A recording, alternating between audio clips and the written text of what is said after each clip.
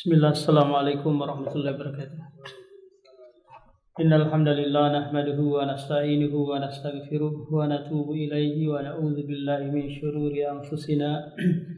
Amma ba'd. Pada kesempatan yang berbahagia ini kita kembali mengkaji kitab yang berisikan tentang nama-nama dan sifat-sifat Allah Subhanahu wa taala. Ilmu yang sangat agung, karena ilmu yang berkaitan zat yang agung, zat yang mulia yang kita ibadahi selama ini. Sekarang kita masuk pada kaidah yang kelima. Kata penulis, al-qaidatul khamisatu asma'ullahi tauqifiyah. La majala lil akli fiha wa ala hadza fayajibu al-ukufu fiha ala ma jaa bihil kitab was sunnah. Kaidah yang kelima adalah nama-nama Allah Subhanahu wa taala semuanya tauqifiyah. Apa maknanya tauqifiyah, Pak? Maknanya adalah haruslah bersumber dari Al-Qur'an dan hadis. Karena ini adalah perkara gaib yang kita tidak tahu kecuali diberitahukan oleh Allah Subhanahu wa taala. Perkara gaib yang kita tidak bisa mencernahnya dengan akal kita. Karena akidah itu babnya khobar. Masuk dalam bab apa, Pak? Khobar. Kalau kita mengingkari sesuatu khobar yang datang dari Allah Subhanahu wa taala, berarti apa? Sama halnya kita mendustakan apa yang disampaikan oleh Allah. Sebaliknya, jika kita berbicara tentang sesuatu atau menisbatkan, menyandarkan kepada Allah sesuatu yang itu tidak datang dari Al-Qur'an dan hadis, maka ini juga kejahatan. Sehingga apapun yang membahas tentang diri Allah Subhanahu wa taala, maka semuanya harus bersumber dari Al-Qur'an dan hadis Rasulullah. Karena keduanya adalah wahyu yang tidak datang kecuali memberikan bayan penjelasan kepada umat manusia. Allah tidak ingin tidak ingin manusia itu sesat dalam memahami hal ini. Maka kata penulis, la majala lil akli fiha, tidak ada tempat bagi akal. Kenapa, Pak? Karena akal kita itu akan mencerna sesuatu yang pernah dia lihat.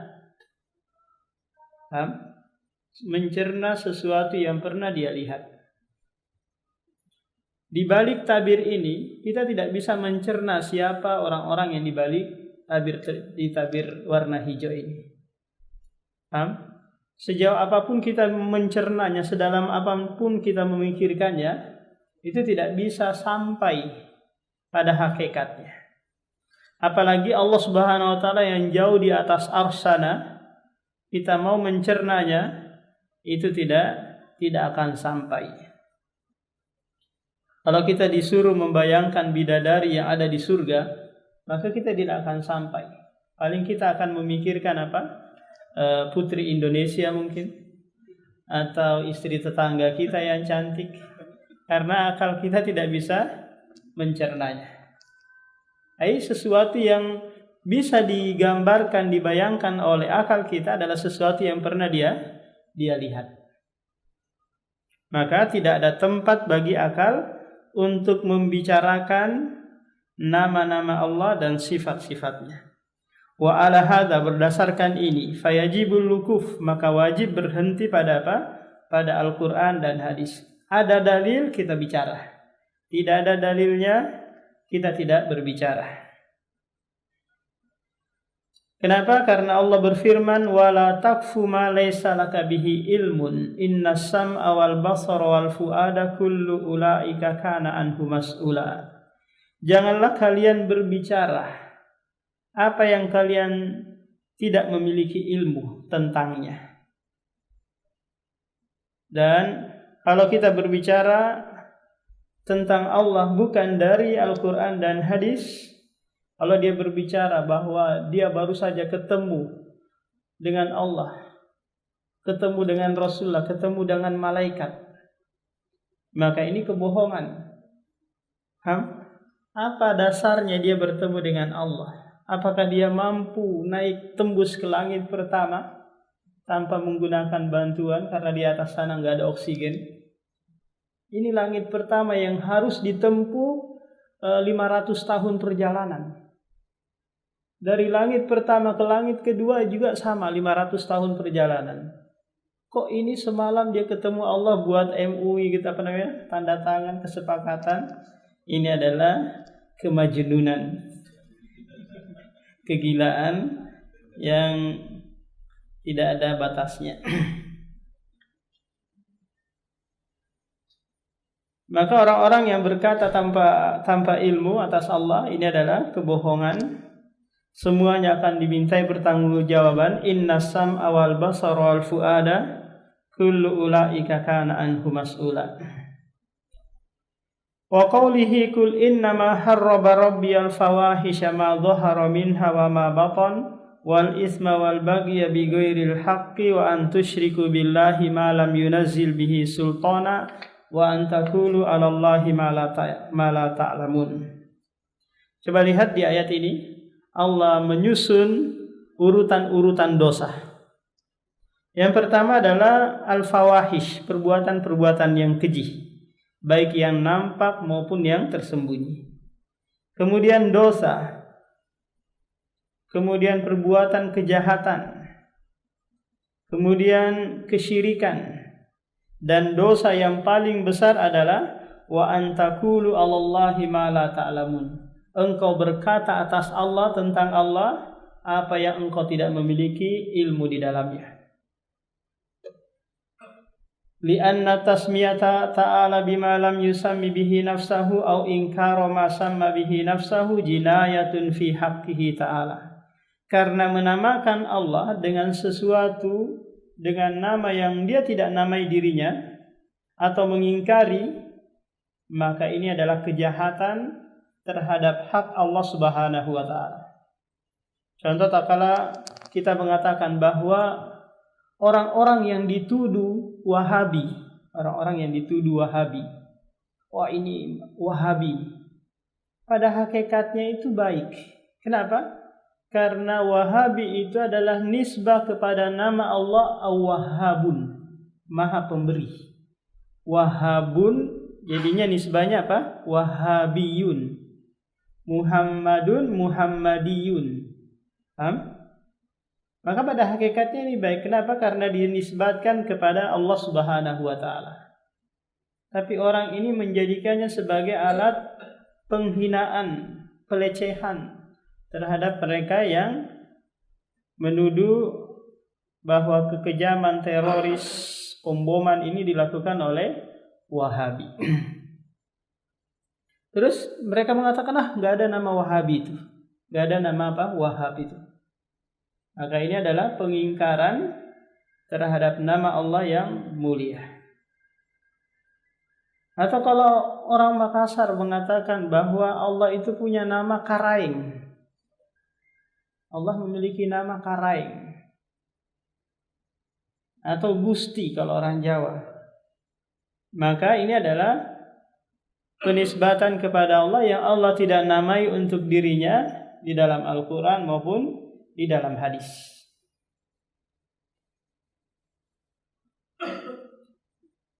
Kalau kepada Allah ini dianggap kejahatan, karena ini juga dianggap kejahatan bagi apa? Bagi orang yang dianggap mulia mungkin. Terus kita labelkan dia nama yang dia tidak namai untuk dirinya, ini juga kejahatan. Contoh saya bilang presiden kita namanya Sontoloyo. Ini kan kejahatan, penghinaan terhadap apa? Terhadap presiden. Dia tidak menamai dirinya, orang tuanya nggak pernah menamai dirinya Sontoloyo. Ini kok dinamakan apa? Sontoloyo. Ini penghinaan terhadap presiden kita atau orang yang nomor 1 di negara kita. Fawajaba sulukul adabi fi dzalik, maka wajib menempuh adab dalam hal tersebut.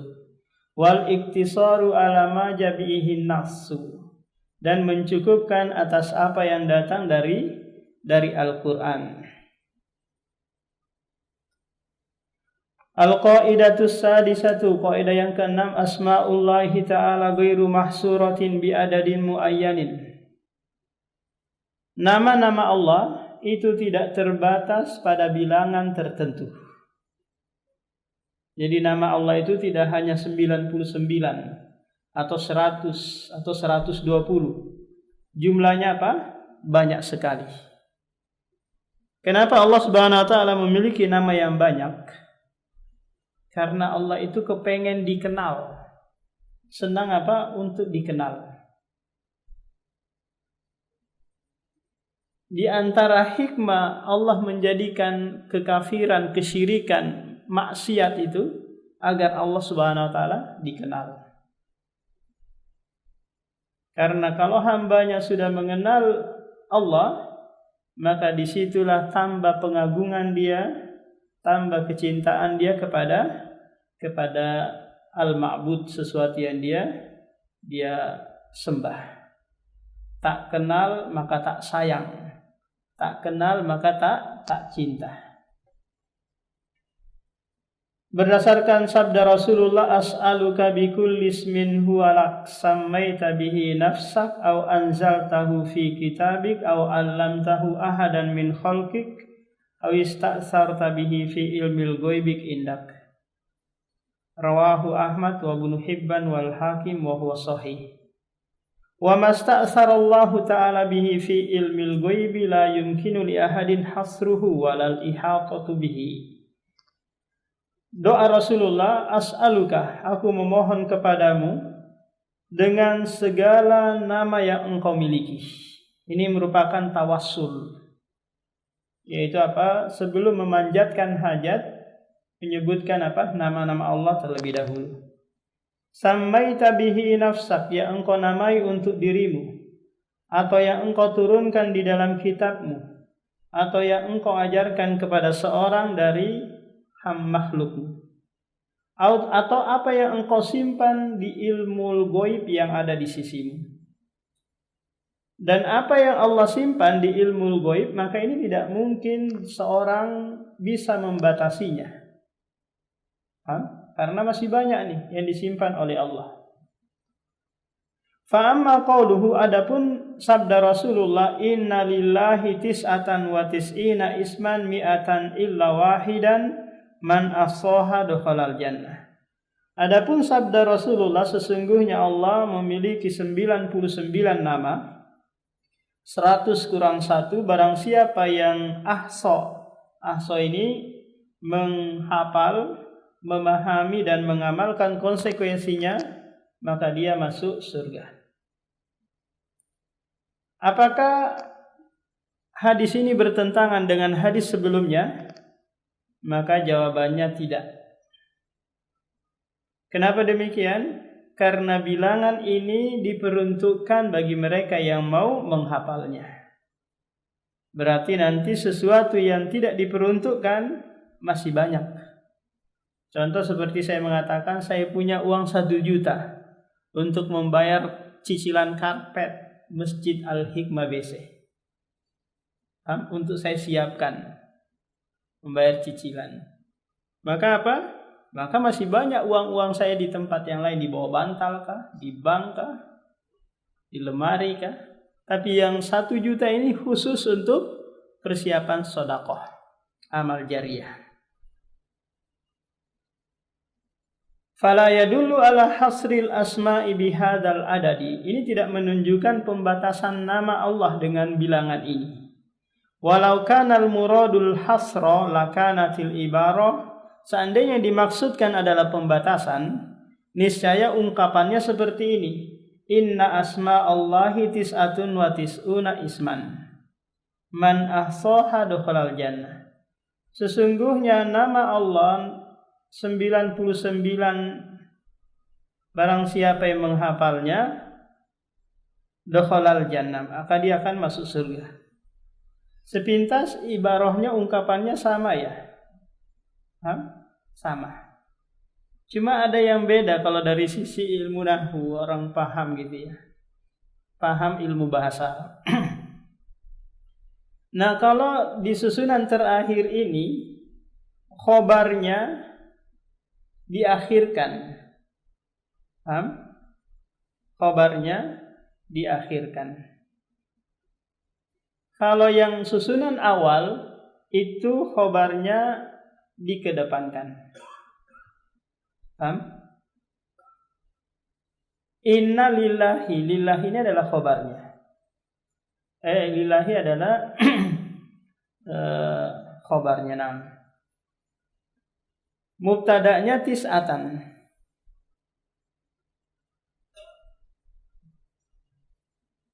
Jadi bedanya dari sisi itu. Ada yang muqaddam, ada yang muakhar, ada yang didahulukan, ada yang diakhirkan.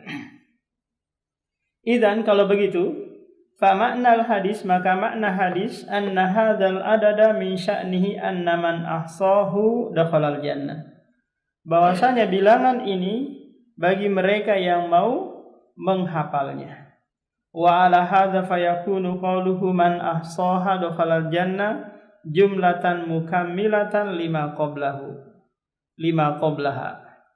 Man ahsaha dakhalal jannah ini merupakan jumlah penyempurna bagi sebelumnya. Walaysat mustaqillah, bukan jumlah yang menyendiri. Wa nadhiru hadza, dan yang semisal ini adalah antakula engkau mengatakan indi mi'atu dirhamin a'datuha lis-shadaqati. Aku memiliki 100 dirham yang aku persiapkan untuk sedekah. Fa innahu la yamna'u an yakuna indaka dirahimu ukhra lam tu'iddaha lis-shadaqah. Ini tidak menghalangi engkau memiliki dirham-dirham yang lain yang engkau siapkan untuk sedekah. Walam yasihha anin nabi ta'yinu hadhil asma wal hadis al-maryu anhu fi ta'yiniha dhaifun. Ini catatan dari penulis bahwa penentuan nama 99 Allah itu yang biasanya ada di akhir-akhir cetakan Al-Qur'an Indonesia itu Pak, biasanya ada kan ya? Ada sampai 99. Kemudian dibesarin lagi tulisannya sehingga ditulis di dinding-dinding masjid. Paham? Nah, penentuannya itu seluruh hadisnya dhaif. Penentuan satu-satuannya sampai 99. Paham? Kalau tidak ada hadis yang menentukan hal ini, maka kembali ke ijtihad al-ulama. Mencari kesungguhan ulama, mencari dari Al-Qur'an dan hadis untuk menyesuaikan sabda Rasulullah ini 99 nama. Qala Syekhul Islam Ibnu Taimiyah fil Fatawa min Majmu' Ibni Qasim ta'yinuha laisa min kalamin nabi bittifaqi ahli al-ma'rifati bihadisi. Jadi penentuan nama-nama Allah secara urut 99 itu bukanlah dari perkataan Nabi. Sesuai dengan kesepakatan ahlul hadis tentang hadis tersebut.